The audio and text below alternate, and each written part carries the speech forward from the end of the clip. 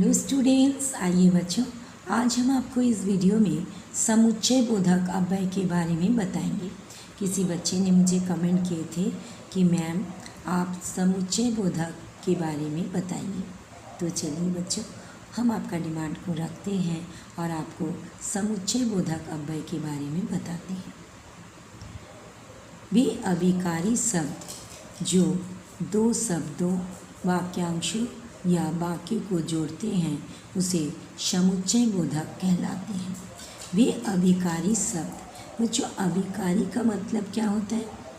जिसका कभी भी विकार नहीं होता है, लिंग वचन कारक के अनुसार जिसका रूप में कभी भी परिवर्तन नहीं होता है उसको हम अभिकारी शब्द कहते हैं। तो वे अभिकारी शब्द जो दो शब्दों को, वाक्यांशों को या वाक्यों को जोड़ने का काम करता है उसे हम समुच्चय बोधक अव्यय कहलाते हैं। जैसे और, क्योंकि, इसलिए आदि। चलिए इसको हम उदाहरण के साथ और अच्छा से समझ लेते हैं।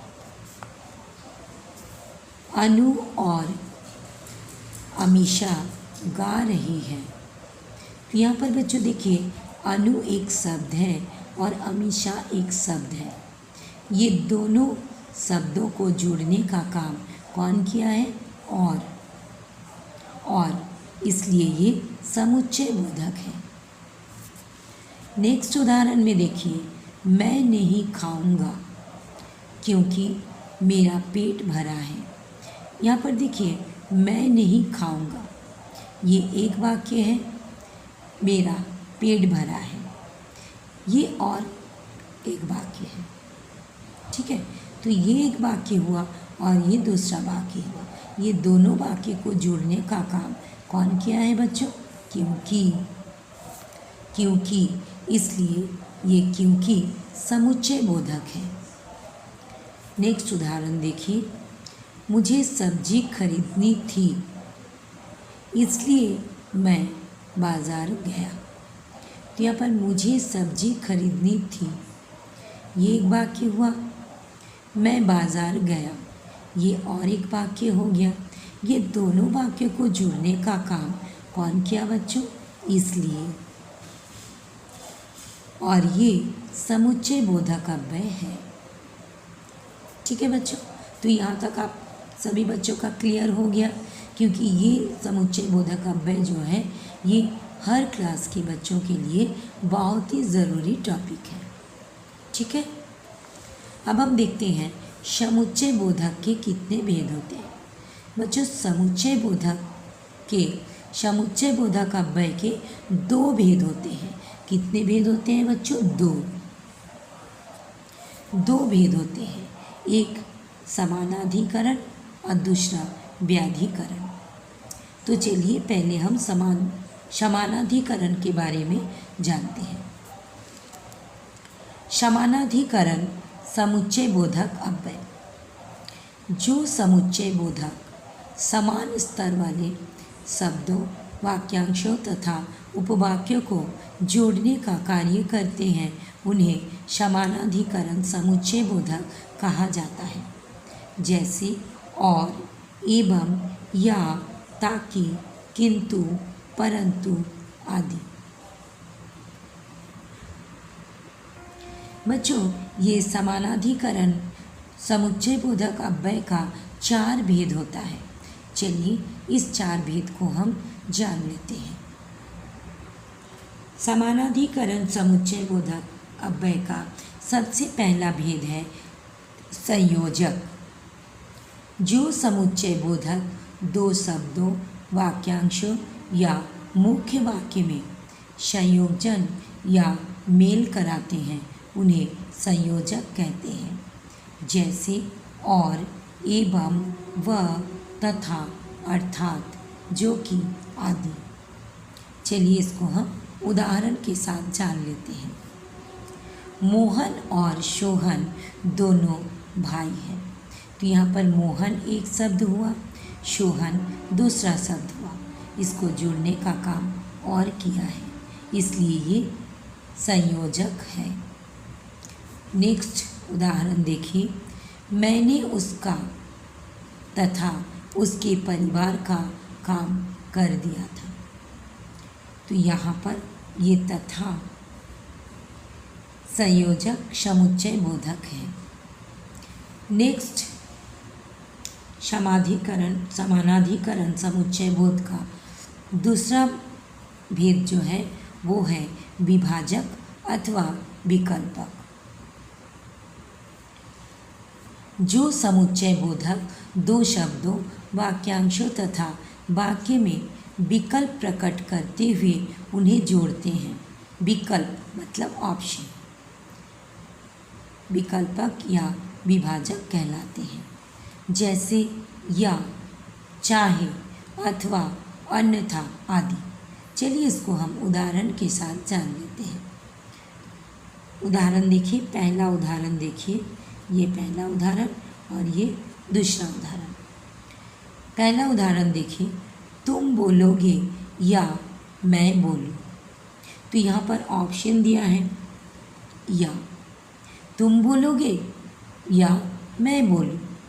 तो या हो गया विकल्पक या विकल्प दिया है, इसलिए ये विकल्पक या विभाजक समुच्चय बोधक। नेक्स्ट उदाहरण देखिए, आप सोएंगे अथवा जागेंगे। आप सोएंगे अथवा जागेंगे। तो यहाँ पर अथवा जो है ये हो गया विकल्पक, विकल्प है। आप सोएंगे अथवा जागेंगे, दोनों में से एक चूज़ कीजिए। तो यहाँ पर अथवा हो गया विकल्पक या विभाजक। नेक्स्ट भेद देखिए, विरोधक समानाधिकरण समुच्चय बोधक का तीसरा भेद विरोधक। जो समुच्चय बोधक शब्द पहले कथन या जो समुच्चय बोधक शब्द पहले कथन का विरोध करते हैं वे विरोधक कहलाते हैं। जैसे किंतु, परंतु, लेकिन, मगर आदि। उदाहरण देखिए, रमेश तेज है किंतु आलसी है। तो यहाँ किंतु हो गया विरोधक। वो तेज तो है लेकिन वो बहुत आलसी भी है। तो ये किंतु हो गया विरोधक। नेक्स्ट उदाहरण देखिए, मोहन ने उसे रोका था पर वह नहीं रुका। तो ये पर विरोधक, पर भी होता है विरोधक समुच्चय बोधक। नेक्स्ट देखिए, समानाधिकरण का चौथा भेद है परिणामक, यानी परिणाम बताने वाला। जो समुच्चय बोधक शब्द पूर्व कथन के परिणाम का बोध कराएं उन्हें परिणामक कहते हैं, समुच्चय बोधक कहते हैं। जैसे अतः, इसलिए, अतएव आदि। चलिए उदाहरण के साथ समझ लेते हैं। पहला उदाहरण देखिए, वर्षा हो रही थी अतः मैं विद्यालय ना जा सका। तो यहाँ पर अतः ये हो गया परिणामक समुच्चय बोधक। नेक्स्ट देखिए दूसरा नंबर में, गाड़ी छूट गई इसलिए मैं दिल्ली ना जा सका। इसलिए ये भी परिणामक समुच्चय बोधक है। अब बच्चों हम लोग पढ़ेंगे समुच्चय बोधक अव्यय का दूसरा भेद, व्याधिकरण समुच्चय बोधक अव्यय। जो समुच्चय बोधक शब्द एक प्रधान उपवाक्य में एक या एक से अधिक आश्रित उपवाक्यों को जोड़ते हैं उन्हें व्याधिकरण समुच्चय बोधक कहते हैं। जैसे कि, ताकि, यदि, तथापि, तो आदि। चलिए उदाहरण के साथ इसको समझ लेते हैं। यदि वर्षा होती तो फसल अच्छी होती। तो यहाँ पर मुख्य वाक्य, प्रधान वाक्य हो गया यदि वर्षा होती, और आश्रित वाक्य हो गया फसल अच्छी होती। तो यहाँ पर हो गया व्याधिकरण, क्योंकि अगर यदि वर्षा होती तो फसल अच्छी होती। यहाँ पर ये प्रधान वाक्य हो गया और इसके ऊपर डिपेंडेंट है फसल अच्छी होती। यदि वर्षा होती प्रधान वाक्य और आश्रित वाक्य है फसल अच्छी होती। और ये तो हो गया व्याधिकरण समुच्चय बोधक अव्यय। अब बच्चों व्याधिकरण समुच्चय बोधक का भी 4 भेद होता है। तो चलिए एक एक करके हम सारे कुछ समझ लेते हैं। पहला है कारण बोधक, जो अव्यय शब्द वाक्य के उपवाक्य में कारण का बोधक कराएं वे कारण बोधक शब्द होते हैं, जैसे क्योंकि, इसलिए, चूंकि आदि। चलिए बच्चों इसको उदाहरण के साथ जानते हैं।